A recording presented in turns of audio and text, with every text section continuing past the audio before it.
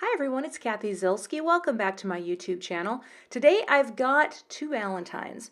One is a little simple and the other one is just a tiny bit stepped up. Nothing out of hand because my stepped up might be your simple, but I wanted to show you a couple cards using common products. I only added one more product to the second card and I think both results are pretty nice. So let's take a look at the supplies. Starting out today with this new set from Simon Says Stamp, it is called Love Messages. And it's a really diverse set of typography and sentiments. And I love sets like this because they give you a lot of different looks for one price, if you will. And that's pretty cool. Lots of good love stuff here, and I knew I wanted to make some Valentines. I'm also going to be using one of the heart dies from this Ornate Love set. Now you can use any heart die or shape. The other thing that I'm going to use is this Quilted Hearts background cling stamp, this red rubber. It's got these tiny little hearts and it's just a really cool stamp. And I've got some oxides. So spun sugar, worn lipstick, and picked raspberry, and I've used these in videos before. I think it's a good combo together. Got my jumbo sponge daubers, my Versamark, and my white powder, the Brutus Monroe Alabaster. And then for cardstock, I've got some specialty papers, I've got some vellum and some masking paper. Now I'm not going to use the vellum, and you'll see what happens later, but trust me, it's good. Some Neenah Solar White, a little fog from Simon, and some Dusty Rose from Gina K Design. So those are for both cards. And then I'll also be using my original size MISTI, because I got stamping to do. MISTI's my go-to. All right, let's get started on the card. Now the first thing I'm going to do is cut out the heart shape out of some masking paper. And I've trimmed the masking paper to be just a little bit bigger than my actual cardstock. Now of course you can save the insert too and mask something off and do sort of a reverse thing, but I just need this. And I've gone ahead and trimmed a panel down to, I think it's 3 3/4 by 5. So this is a tiny bit larger, and here's how I like to do it. I like to put it sticky side up and then position my card panel over it. And this is pretty close. I don't think it's perfect, but you know what? It's going to be good enough. But then I'm going to go around and just make sure that everything is pressed down because I don't want my ink to get under that mask. And now comes the inking. All right? Got the jumbo sponge daubers, and all I want to do here is lay down a blend of color. I want to create sort of this pink ombre effect.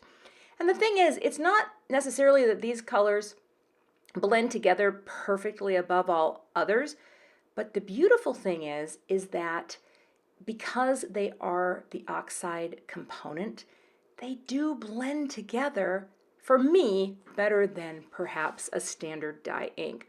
So I'm going in here with my 3 colors and just trying to create that shading. And the picked raspberry is really there just to create this sort of the darkest shade to look shadowy down there. I'm not an expert.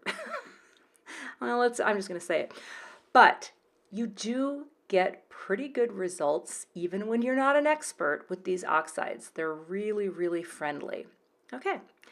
And now just slowly gonna peel and reveal the beautiful masked heart below.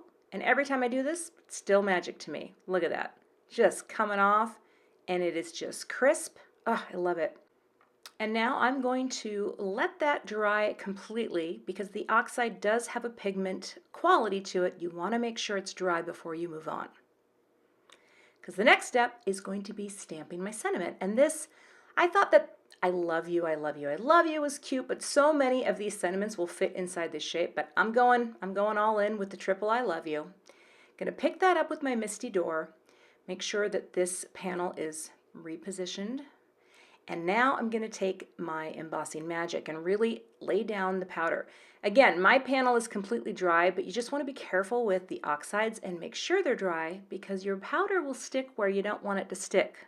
Okay, so powder it up, get it dry, use your sticky ink. I'm using Versamark, giving it the old sleeve trick here, a nice press down, and then I will go ahead and take it over to the white piece of paper. I just use a folded piece of paper because this has been really quick for me. Sprinkle on my white powder. This is from Brutus Monroe. It's the alabaster color. Tap it off, and there is no sticking where there shan't be, well, you know what I mean. I'm going to get the heat tool nice and hot before I bring it to the paper, and then it melts very, very quickly. And just like that, I have my I love you panel on my blended heart. And I'm going to take a piece of fun foam and add that to the back of my panel. I like to use this ginormous scrapbook adhesives because I can quickly lay down the tape and it's really sticky. And then I put the foam on and it holds the foam really, really well. So I'm pressing that down and voila, we have a popped up panel ready for a card base. My card base is going to be top folding. It's going to be 5.5 wide by 4.25 tall. Give it that nice press down with the flat side of my bone folder. And I do use a different bone folder than comes with the Score Buddy. But I always like to take a little piece of the low-tack tape and keep my card closed just because I need it to be flat when I'm trying to glue something down. And I'll be using the Gina K Connect Glue. This is a liquid adhesive, really nice if you haven't tried it. And I love, this is just what I do. I do the fun foam and then I use the liquid adhesive and I embed secret messages like that. Thank you. But the reason I like the liquid is it allows a little bit of playtime because I'm standing looking straight down on my workspace. I want that margin equal and the liquid glue gives me that play that I need. All right, I'll let that set up. And once it's adhered, I'm finishing the first card with just a few little cute, pretty pink Posh jewels. Just like that. That's card 1. Now, card 2. That's where I'm bringing in this Quilted Hearts cling. Now, if you're using a red rubber stamp, you got to take the insert of the MISTI out. And I'm just going to position it right down there with the rubber side up. And I've got a piece of this cardstock. I've trimmed it down to 6x6. I'm not going to use all of it, but I just figured better to have more than less, I guess. I guess that's my motto in life. That's not really my motto. But here's my little trick. Take your low-tack tape, put it on the cardstock, then pick it up with the MISTI door, and then it holds that in place. Give it a good press so it's not going anywhere, right? Cover it with the powder. Want to remove all that static, and then ink up your cling stamp really well, just like that, and press. So this way, you're pressing your paper into the cling stamp. It's a really nice way to get a good impression, and I'm going to go ahead and hit it twice. And again, it's not going to move. It's all taped down, just giving it that nice press. So when I take this off the MISTI, here's the other great thing. I didn't mean to invent a handle, but it's a handle. You can hold on to it. So if you do want to make sure you get all those edges, then you don't have to touch the edge of your cardstock. I'm not going to need this whole thing, but I still like having a whole thing to cut down, which is what I'm going to do. But it also gives me a little handle that I can clip my clothespin onto, and then I don't burn my precious little fingers. That is always a good thing when you don't, burn yourself.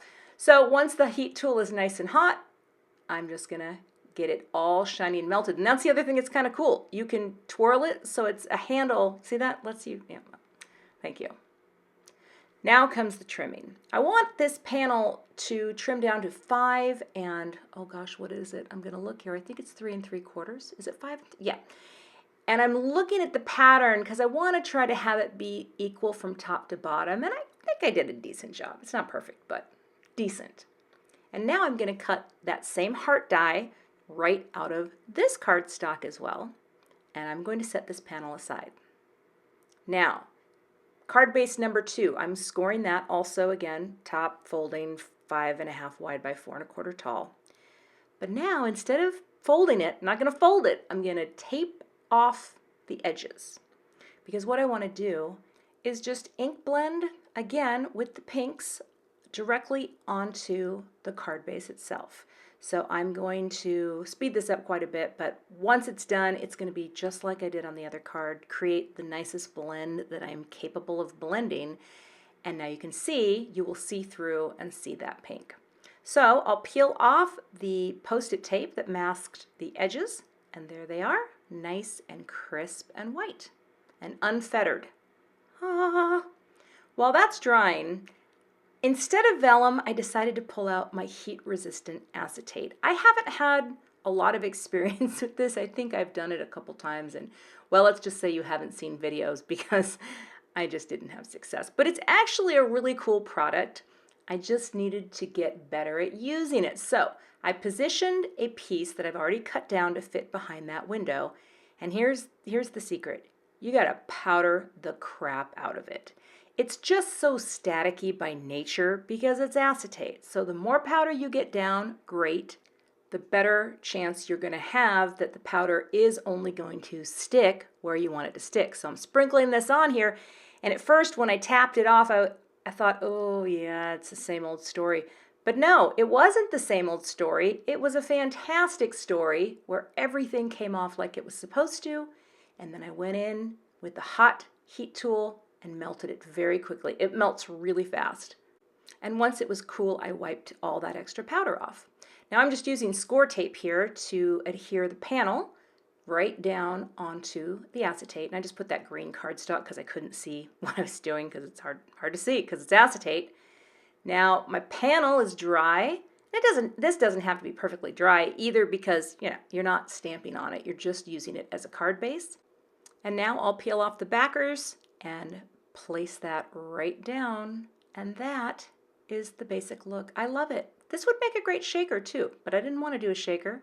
I just wanted to finish off this card with a few more of those pretty pink Posh gems. And my lovely pick it up, pick it,